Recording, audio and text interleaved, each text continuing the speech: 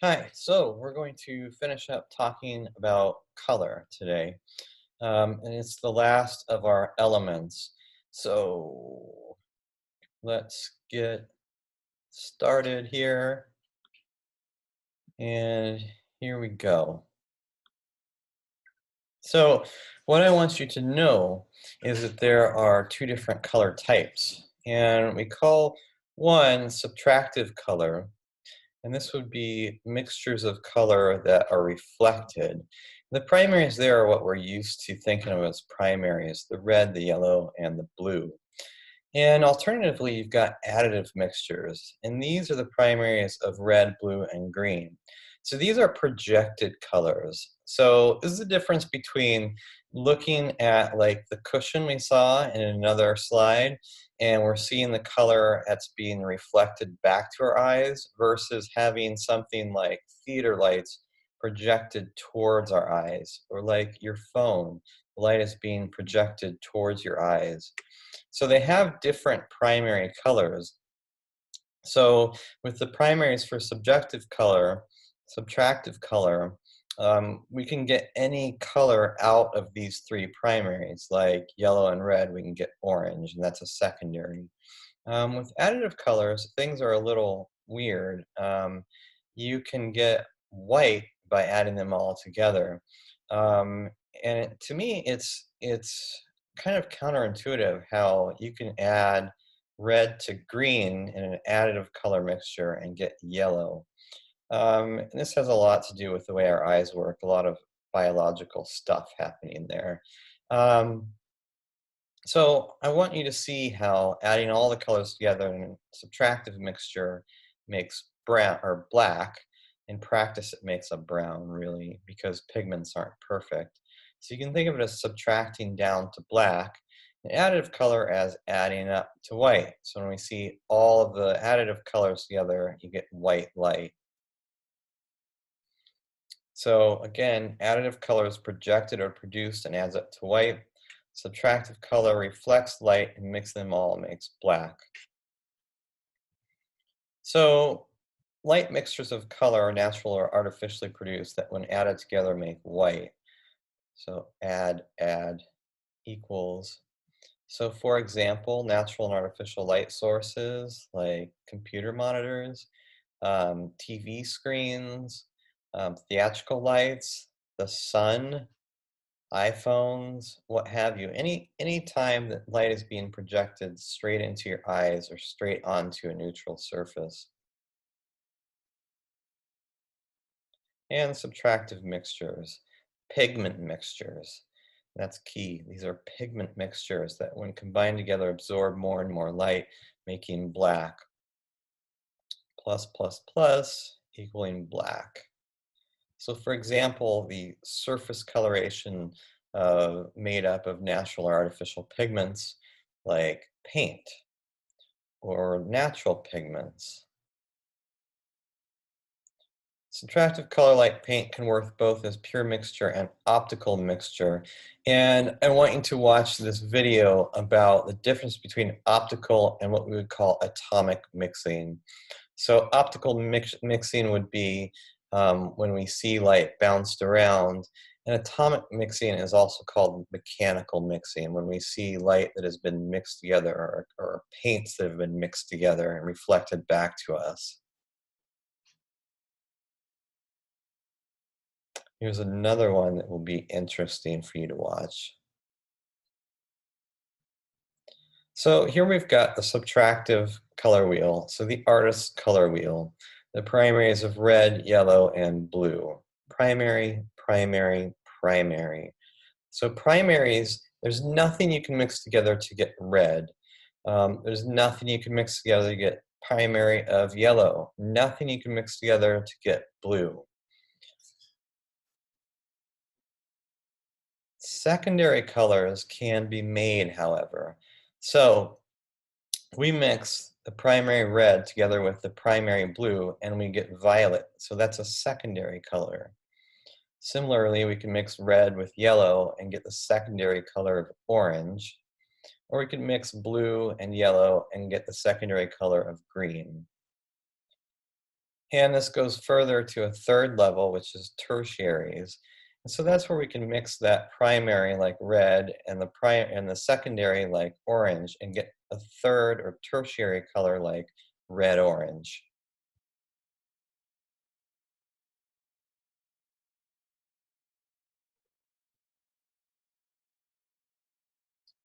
So secondary colors then. So primaries, you remember, are red, yellow, and blue. Secondaries are orange, green, and violet or purple. And then intermediate or tertiary colors are violet, red, orange, yellow, orange, yellow, green, blue, green, and blue, violet. Primaries, secondaries, intermediates, or tertiaries. So a color scheme is how we put color together and use it. So they're generally meant to feel harmonious, and they feel like they do not lack, they feel complete. And this is one of the major things that we cover in Art 111, which is the color theory class called Design Color. And you can take that if you take the basic design class, Art 110. And this would be except for dissonant color schemes or clash schemes, which are not meant to feel harmonious and feel unsettled and thus not harmonious. So harmonious scheme is meant to feel good, and a disharmonious scheme is made to feel not so good or not cooperating. So some of these schemes would be terms like monochromatic. And this uses only one hue in combination with any or all of its tints or shades or even tones. So we talked about tint, shade, and tone, where tint is when white is added, tone is when a gray is added, and a shade is when black is added. So this is an example of a monochromatic image. This is a monochromatic image. Ad Reinhardt's paintings are pretty interesting. This one has distinct colors, but some of his other paintings are all black. The only change you see is the direction of brush strokes, so you have to get really close to see them. Minimalist work. An analogous scheme is when any three consecutive hues or any of their tints and shades on the color wheel are used. So this would be something like a red violet, a violet, and a blue violet used together. And you can see that violet in the middle there has been heavily tinted. So you can use the tints, tones, or shades of each of the parent members of the scheme, and it still works together as a complete color scheme.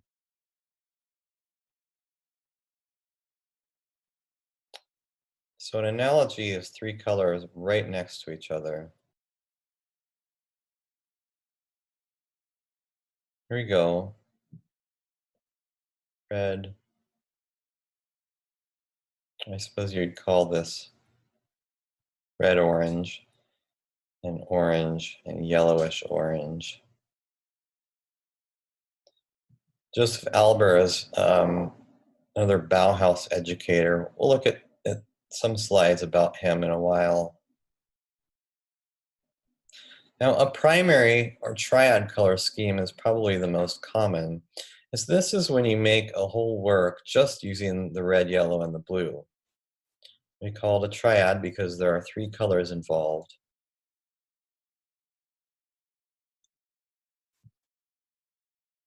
And you can obviously make a triad out of the secondary colors as well, and parts of the tertiary colors.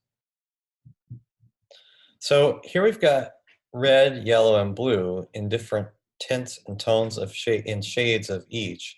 So this is a primary scheme of red, yellow, and blue.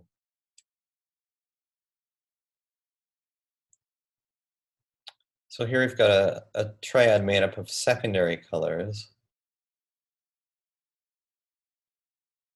the green, the violet, and the orange.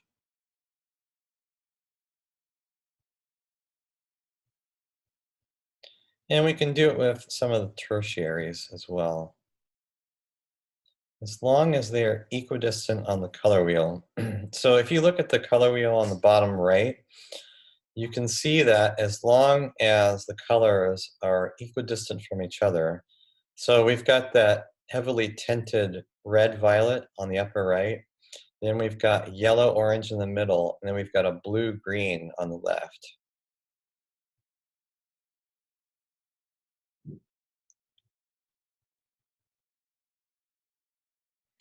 So a big thing is complementary colors. And these are colors that are directly a color across from each other on the color wheel. So these would be schemes of only two colors. And the sort of accepted idea is that this makes a harmonious scheme. Um, I argue against this in the book I'm writing, and I caution about using direct complements in the class, in the color theory class, because I think there are several harmonious or not so harmonious situations happening here. For example, I think that red-violet up there to the left of red works well with the yellow-green down there to the left of yellow. But I don't think that blue and orange make a great combination. So this really has to be approached with caution. Sort of the classic combination here is red and green, straight across from each other on the wheel.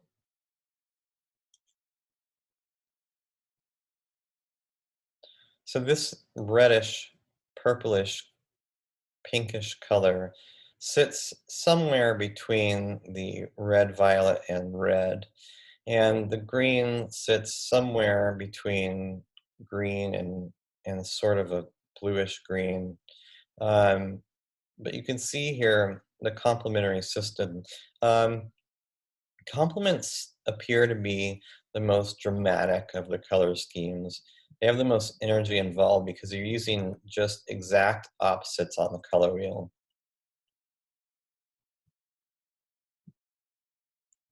So they intensify each other, complements do.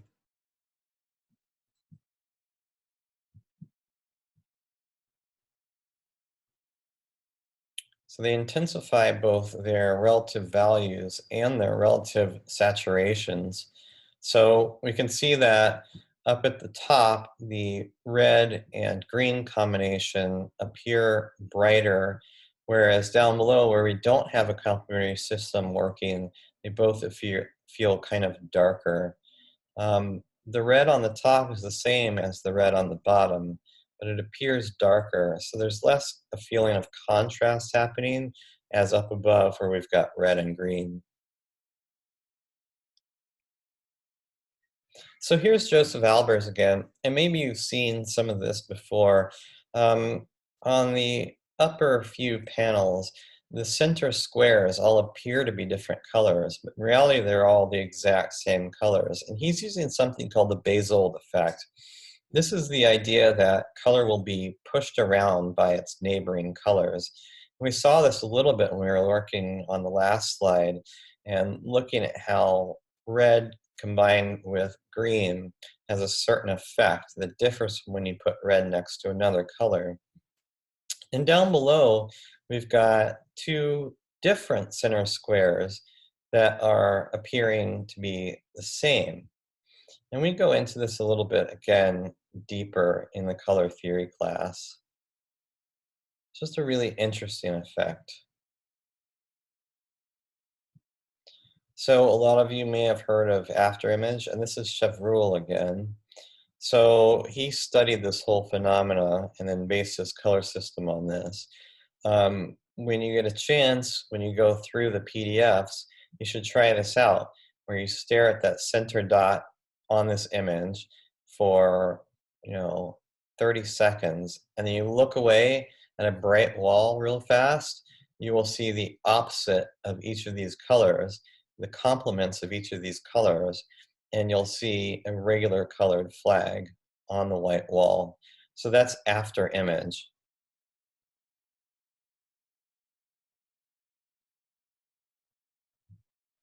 So then we've got another version of the triad, and it uses the complements to do something called split complement.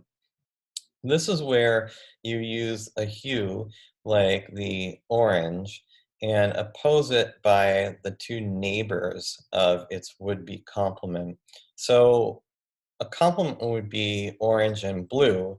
Instead, we're going to use orange and blue green and orange and blue violet. So on the two sides of what would be the complement, like that, instead of directly across. And you can still see how it makes a triangle over to the orange, but it's not spread out like it would be in a pure triad.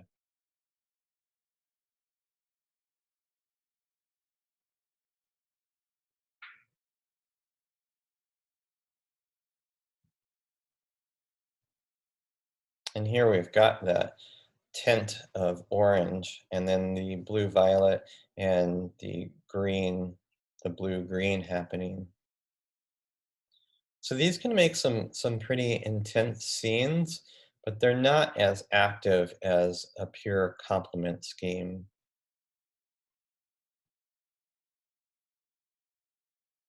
So a clash scheme or dissonance scheme. So clash has a formal definition. It's when a color is combined with the color to the right or to the left of what it would be complementary to. So if we have this blue opposed by a red orange instead of orange, and remember orange is the direct opposite. So if we crank over one step and we get to that red orange, we get clash. A neutral scheme. This is when using colors that have been neutralized. And the way that you neutralize a color essentially is to mix two complements together. And that's how you get browns. Mostly with the reds and oranges can you get browns.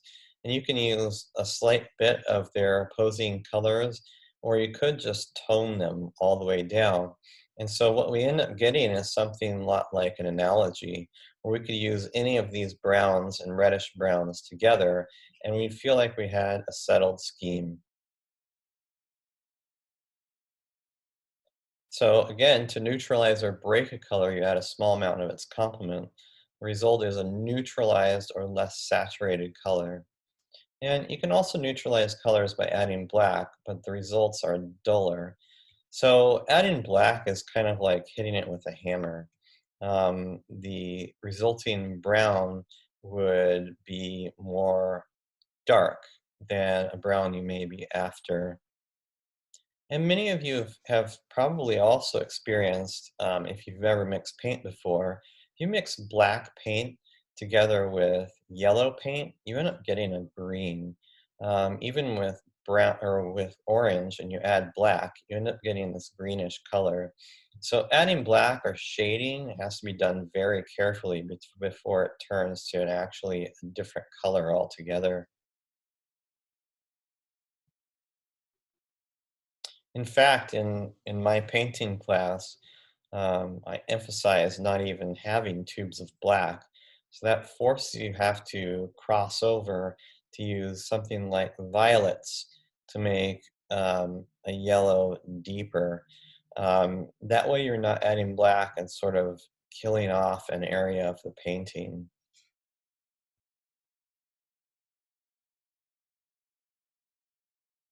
It's called an impressionist palette when you don't have black paint. Make sure that there's always vibrancy in the painting.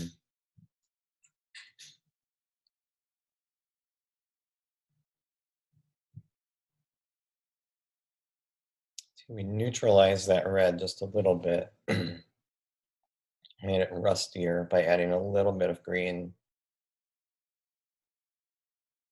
You guys have already seen about this saturation, purity, or intensity of color. Left image is desaturated, right image is fully saturated.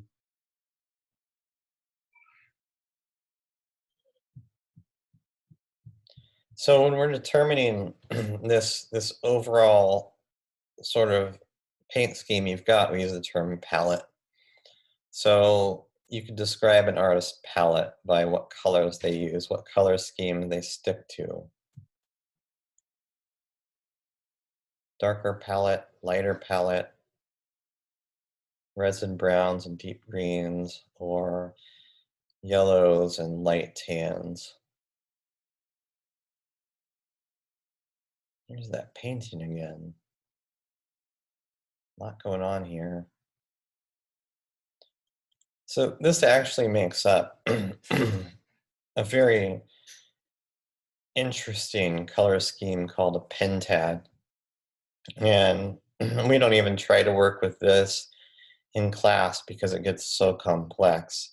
And it's a theoretical idea I'm working on, that you can have uh, 5 colors all working together in a harmony.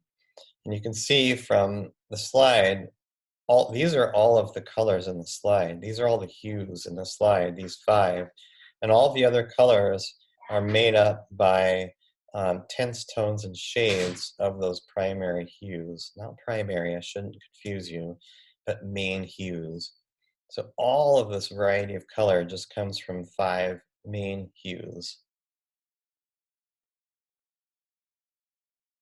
So we can get a lot of complexity, emotion, and vibrancy out of 5 colors here. Now, here's something I want you to watch. This is linked to in the PDF. This is Berlin and Kay, and what they're famous for is describing um, what really is going on in color theory now, at least from the scientific side, is color anthropology. And they reckoned that the number of names we have for colors is determined by the sophistication of the culture. So white and black are the most basic descriptions of color. If you bump the level of sophistication of society, you see the word red adding into that. And then we go further and we see yellow and green being added to that.